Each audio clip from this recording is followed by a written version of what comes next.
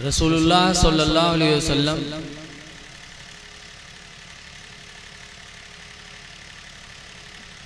हजरत अनस के घर चमड़े के बिस्तर पे लेटे थे और पसीना बहा तो उम्मे सुलैम एक सहाबिया औरत है, वो आई और हुजूर के पसीने को पोंछ पोंछ के एक शीशी में रखने लगी। हुजूर ने फरमाया, उम्मे सुलैम ये क्या करोगे? तो उम्मे सुलैम ने कहा था, न जालो फी तियूबिना, ऐ अल्लाह के रसूल हम आपके पसीने को अपने खुशबू में मिलाएंगे। सुभान अल्लाह। हुजूर के पसीने को खुशबू इको बंद कर दो यार, ताकि आवाज़ साफ हो, चाहे आवाज़ कम कर दो, थोड़ा आवाज़ बहुत ना बढ़ाओ ताकि थोड़ी मिठास बाकी रहे उसमें। ऐ उम्मे सुलैम मेरा पसीना तुम क्या करोगे? तो कहा, न जालो अर्क़का फ़ी तीबिना, ऐ अल्लाह के रसूल हम आपका पसीना अपने खुशबू में मिलाती हैं। रवायतों में है कि उम्मे सुलैम हुजूर का पसीना शीशी में ले गई। फिर मदीने पाक में एक लड़की की शादी हुई, लड़की दुल्हन बनी तो हुजूर का वही पसीना उम्मे सुलैम ने उस दुल्हन को लगाया, सरकार का पसीना। तो वो दुल्हन हदीस में है कि जब तक दुनिया में जिंदा रही तब तक उसके बदन से खुशबू निकलती रही। जिंदाबाद जिंदाबाद। फिर माशाअल्लाह।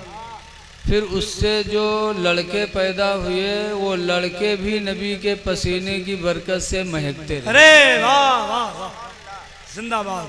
फिर लड़कों के लड़के पैदा हुए वो भी महकते रहे। माशाअल्लाह। रवायतों में है कि 7 नस्ल तक, 7 नस्लों तक रसूलुल्लाह के पसीने की खुशबू से उसकी औलादें महकती रही। जिंदाबाद। अब इससे आप अंदाज़ा लगाओ कि दुल्हन को खुशबू लगाना चाहिए।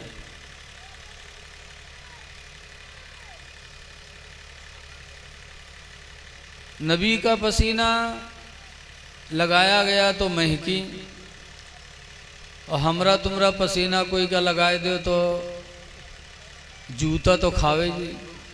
बोलो, कोई पसीना किसी का लगाएगा अपने को? जो लोग कहते हैं कि सरकार भी इंसान हम भी इंसान, तो कहने वालों से पूछो कि क्या तुम्हारा पसीना, वो अपन पसीना अपने मेहरों को लगाए दें तो चप्पल पे ही है। बोलो, रसूलुल्लाह का पसीना लगा तो दुल्हन जिंदगी भर महकी, उसकी औलादें महकी, औलाद की औलादें महकी। आला हजरत इमाम अहले सुन्नत फरमाते हैं, वल्लाह जो मिल जाए मेरे गुल का पसीना। गुल माने फूल, हुजूर अपनी उम्मत के लिए मिसल फूल के। वल्लाह जो मिल जाए मेरे गुल का पसीना,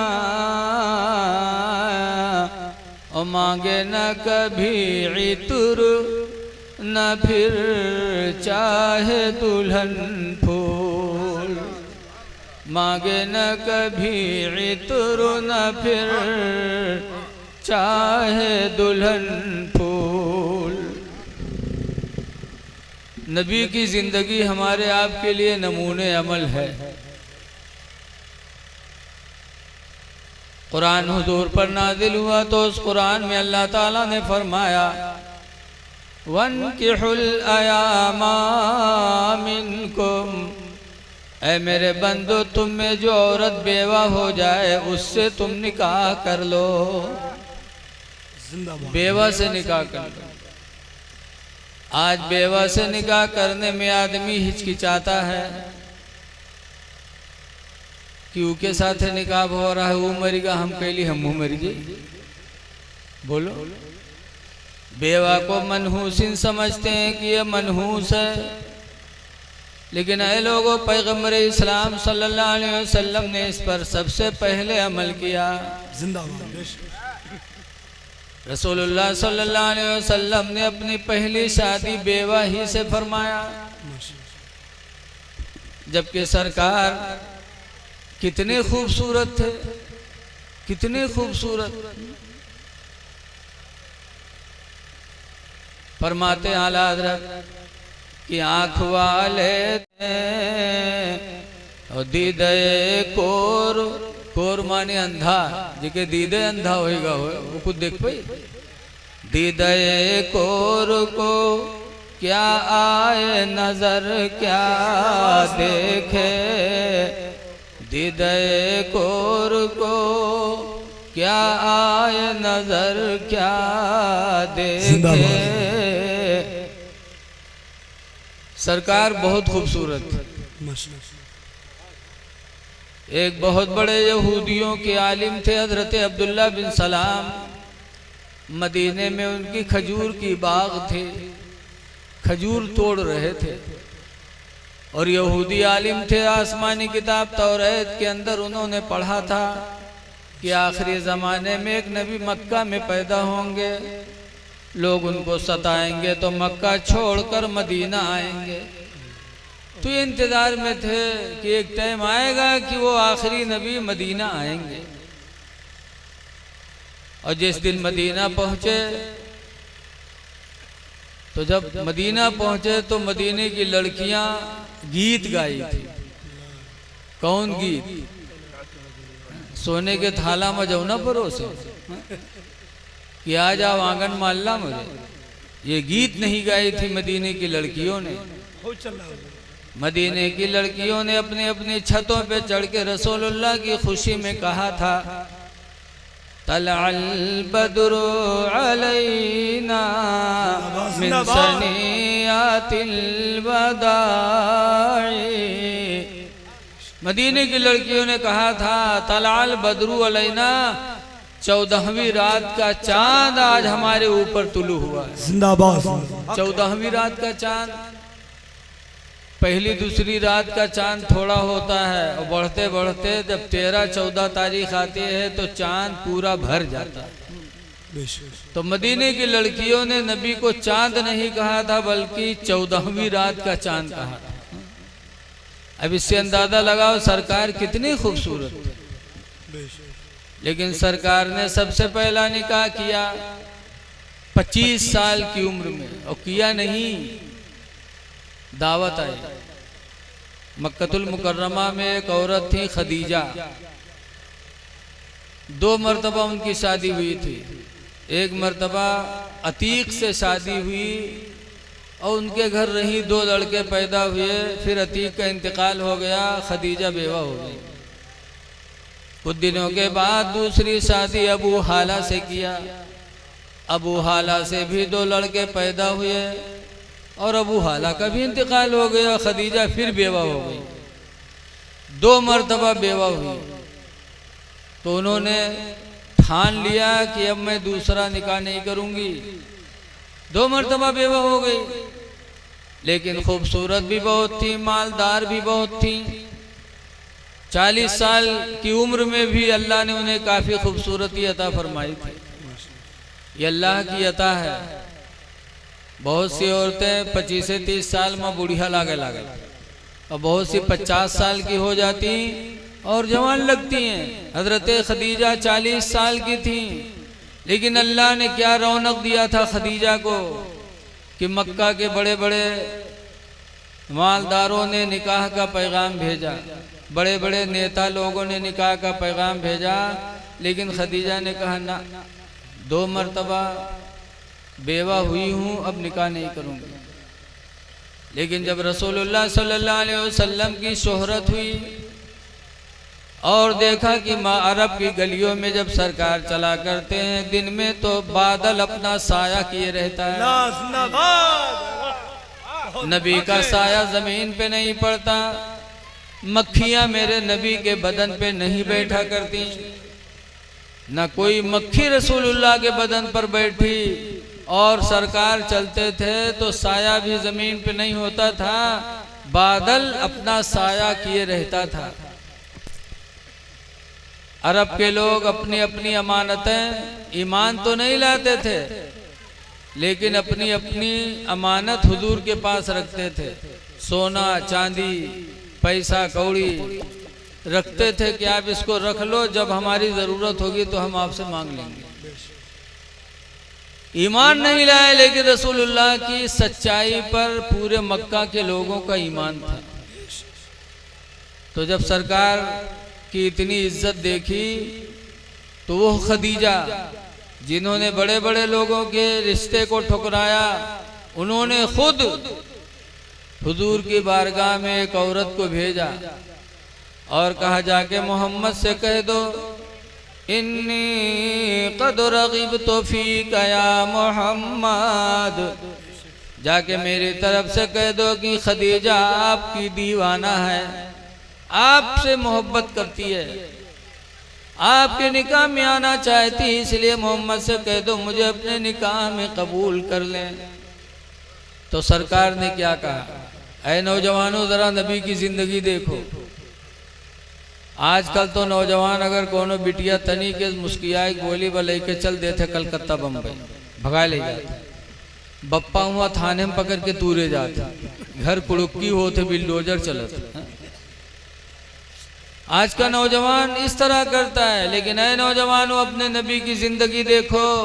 खदीजा ने जब निकाह का पैगाम दिया तो सरकार ने हाँ नहीं किया, हाँ हाँ हाँ चलो चलो ना, बल्कि रवायतों में आता है कि खदीजा से मेरे नबी ने जवाब में कहा था कि जाके खदीजा से कह दो कि मेरे बाप नहीं, मेरी माँ नहीं, मैं यतीम पैदा हुआ, मेरे अब्बा नहीं है अब्दुल्ला कि मैं उनसे पूछूं, मेरी माँ आमना भी नहीं है कि मैं उनसे पूछूं, लेकिन अभी इसी ज़मीन पर मेरे चचा मौजूद हैं। मेरे चचा अबू तालिब जिंदा है, मेरे चचा अब्बास जिंदा है, मेरे चचा अमीर हमजा जिंदा है। मैं अपने चचा लोगों से कहूँगा, अगर उन लोगों ने ये रिश्ता पसंद किया तो होगा निकाह, वरना नहीं होगा। ऐ नौजवानों नबी की जिंदगी नमूने अमल है। जब कोई लड़की निकाह का पैगाम दे तो खुद से हाँ न करो, बल्कि अपने खानदान पर छोड़ दो, माँ बाप पर छोड़ दो, चाचा लोगों पर छोड़ दो। जब खानदान के लोगों के मर्जी से निकाह होगा तो अल्लाह उस निकाह में खैर व बरकत फरमाएगा। सुकून की जिंदगी भर गुजारोगे, वो औरत तुम्हारे लिए जन्नत बन के साबित होगी। कब? जब माँ बाप की मर्जी से शादी करोगे। सरकार ने अपने चचा लोगों को बुलाया और मीटिंग किया कि खदीजा ने निकाह का पैगाम भेजा है। तो खदीजा बड़ी नेक औरत थी पूरे अरब में।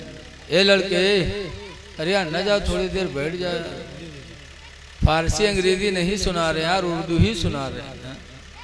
अभी जइयो मोबाइल देखियो 2 बजे रात तक, अल्लाह क़यामत के दिन अपनी रहमत का साया नसीब करेगा। जवानी की इबादत बहुत पसंद है, लेकिन आज हिंदुस्तान के माहौल गड़बड़ है। नमाज कब पढ़ी है? जब उठ बैठ न पई है, रुकुम जई है तो कखी है और सजदम जई है तो कखी है।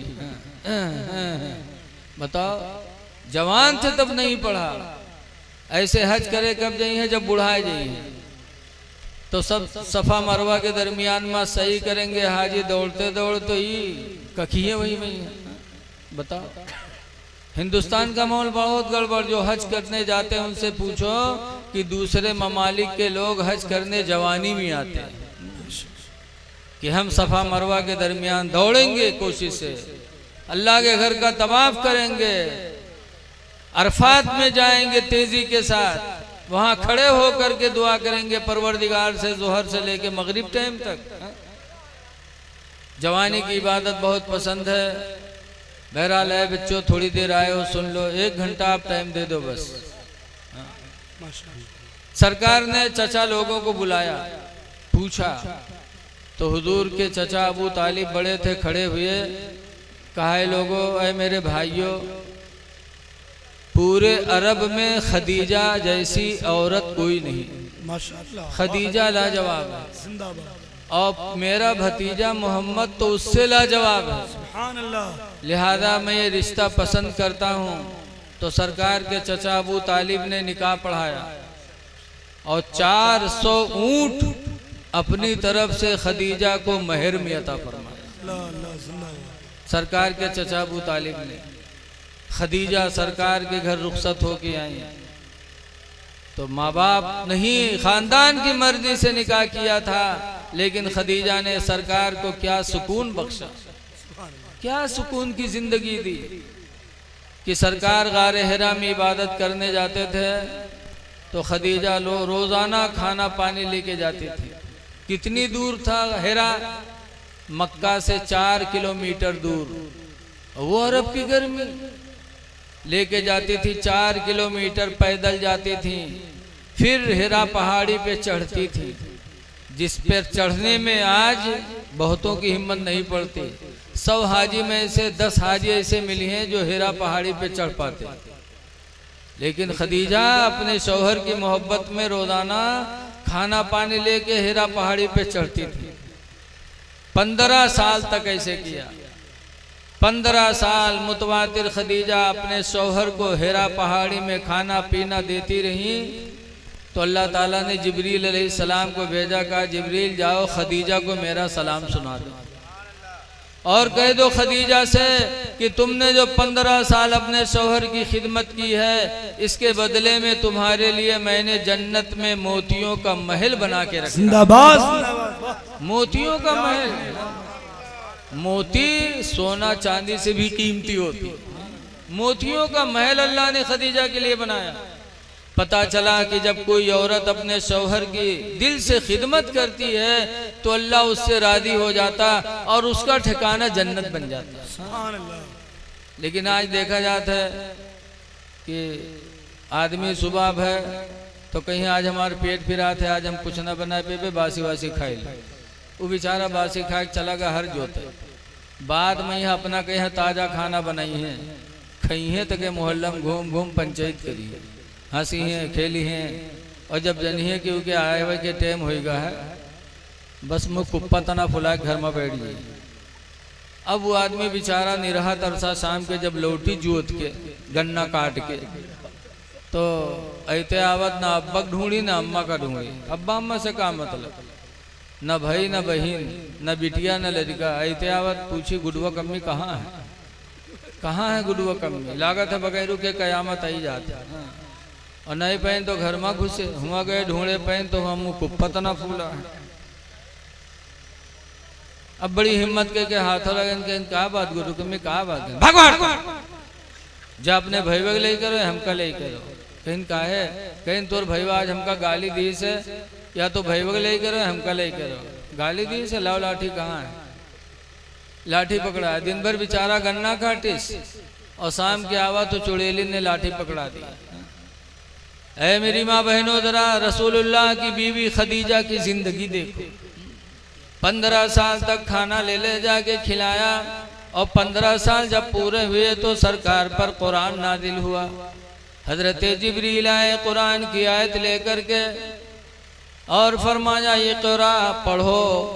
सरकार कहते माना बेकारी में पढ़ने वाला नहीं। फिर कहा इक़रा पढ़ो, कहा माना बेकारी जिब्रील में पढ़ने वाला नहीं हूँ। तो जिब्रील ने सरकार को अपने सीने से लगाया और कहा इक़रा बिस्मि रब्बिकल्लज़ी खलक़। ऐ महबूब तुम अपने रब के नाम से पढ़ो जिस रब ने तुम्हें पैदा किया है। जब जिब्रील ने इतना कहा तो हुजूर ने पढ़ना शुरू किया और जिब्रील चले गए तो कुरान नाजिल हुआ था। सरकार को बड़ी दिक्कत हुई, बहुत तकलीफ हुई।